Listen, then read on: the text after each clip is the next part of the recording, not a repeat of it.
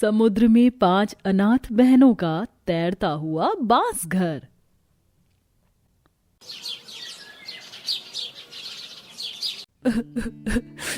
सब खत्म हो गया, अब हमारे पास कुछ भी नहीं बचा है। अब हम कहाँ जाएंगे? हमारा इस दुनिया में कोई भी नहीं है जो हमें आसरा दे सके। सबने हमें धुतकार दिया। हमारे पास बस यही एक रास्ता बचा है। इस समुद्र के पानी में कूदकर हम 5 बहनें अपनी जान दे दे। किसी ने हमें नहीं अपनाया, कम से कम ये समुद्र का पानी तो हमें अपना ही लेगा। नहीं नहीं दीदी, मुझे नहीं मरना, मुझे मरने से बहुत डर लगता है। तो हम क्या करें? हमारे पास अब कोई और चारा नहीं बचा है सिर्फ अपनी जान देने के अलावा, और ना ही हमारी जिंदगी में अब कुछ है। बिना मकसद, बिना खुशियों की जिंदगी नहीं रहती। 5 बहनें एक दूसरे का हाथ पकड़ती हैं और समुद्र किनारे जाकर खड़ी हो जाती हैं। आखिरकार इन 5 बहनों के साथ ऐसा क्या हुआ था कि इन्हें इस समुद्र में कूदकर अपनी जान देनी पड़ रही थी? क्या ये 5 बहनें इस समुद्र में कूदकर अपनी जान दे देंगी या ये कहानी कोई नया मोड़ लेगी? आइए इस कहानी के बीते हुए कल को जानकर कहानी में आगे बढ़ते हैं। दीदी देखो, आखिरकार मैंने भी बांस की टोकरी बना ही ली। ये टोकरी बिल्कुल भी नहीं टूटेगी, बहुत मजबूत टोकरी बनाई है मैंने। और मैंने तो इस बार बांस से दांत मंजन करने वाला ब्रश भी बनाया है। तुम दोनों ने तो काफी अच्छी चीज बनाई है। चलो अब इन्हें इन बाकी बांस के सामानों के साथ रख दो। मैं और सांची जाकर इन्हें शहर में बेच आते हैं। 5 बहनें शालू, सांची, तारा, वर्णिका और सेजल छोटी सी घर में रहती थी। उनके घर के पीछे ही बांस के पेड़ों का एक बहुत बड़ा जंगल था। बांस की लकड़ियों को काटकर और उनसे अलग अलग तरह की चीज बनाकर उन्हें शहर में बेचकर ये 5 बहनें अपना पेट भर रही थीं।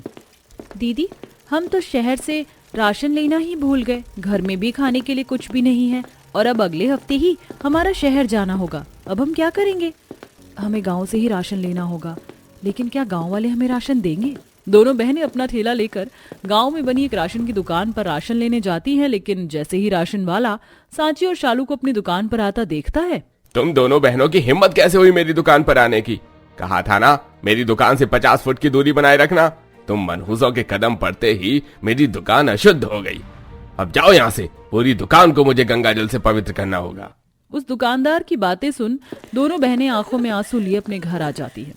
दरअसल सबसे छोटी बेटी सेजल को जन्म देते हुए इन 5 की मां की मृत्यु हो गई थी। वहीं पिता 24 घंटे शराब के नशे में धुत रहता था और एक दिन वो भी भगवान को प्यारा हो जाता है। इन 5 बहनों के अनाथ होने की वजह से गांव वाले इन्हें मनहूस समझते थे और कोई भी गांव वाला इनसे किसी भी तरह का रिश्ता नहीं रखना चाहता था।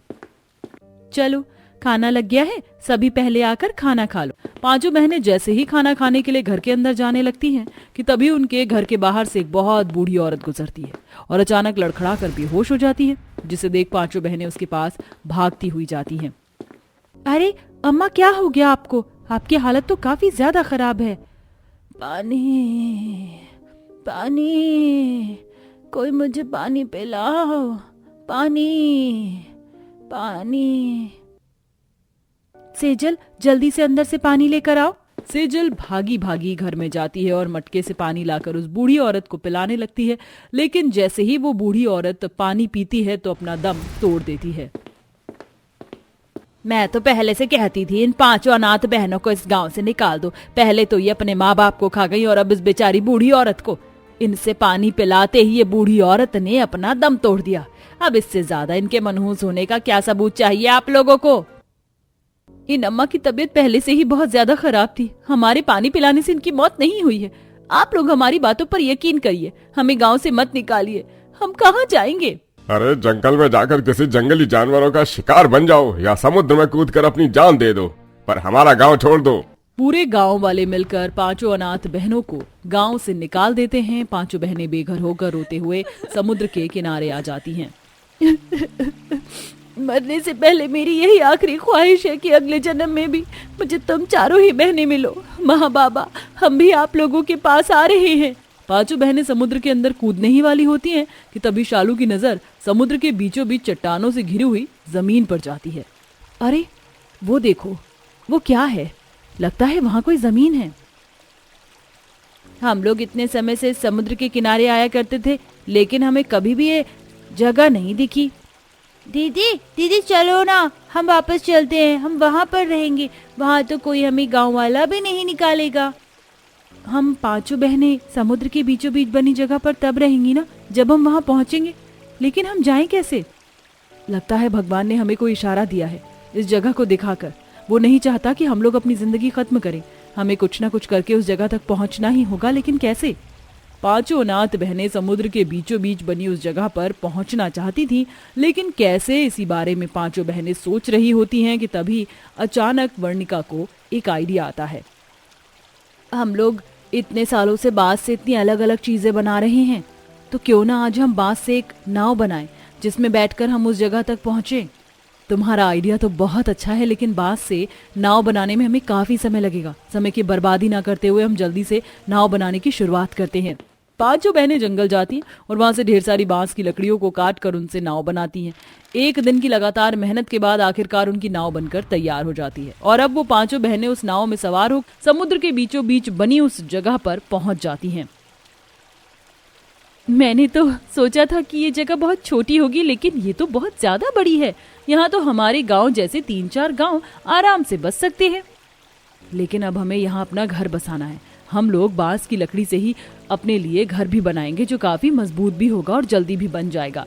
पांचों बहनें फिर से नाव में सवार होकर जंगल जाती हैं और ढेर सारी बांस की लकड़ी को काटकर वापस समुद्र के बीचों बीच ले आती हैं और अब उनसे अपनी बांस के घर बनाने की शुरुआत करती हैं।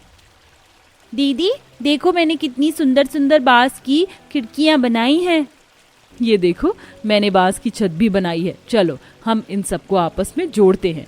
पांचों बहनें बांस की लकड़ी की मदद से घर के अलग अलग हिस्से बनाती हैं और उन्हें फिर आपस में जोड़ देते हैं।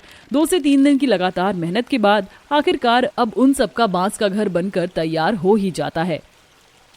हमने अपना घर तो बसा लिया, लेकिन अब हमें काम भी करना होगा जिससे हम अपना गुजारा चला सकें।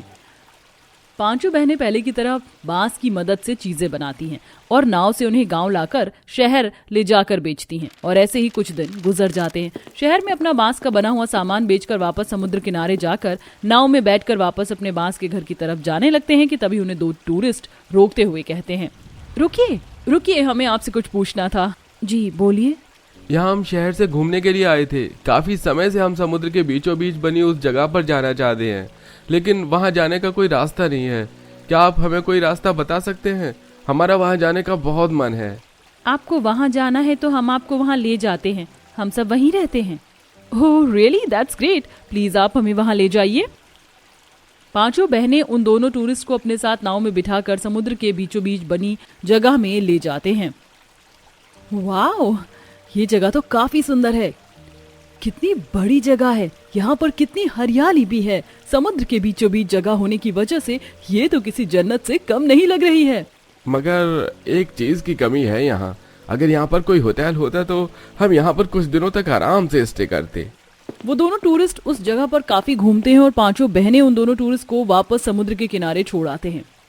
वैसे तुम चारों ने उन दोनों टूरिस्ट की बात सुनी थी। अगर यहाँ पर और भी घर होते तो वो दोनों टूरिस्ट यहाँ पर रहते। जिस तरह हमने बांस से अपना घर बनाया, उसी तरह हम यहाँ बांस से और भी छोटे छोटे घर बना सकते हैं जिसमें टूरिस्ट आएंगे और यहाँ रहेंगे और हम लोग इससे काफी पैसे कमा सकते हैं।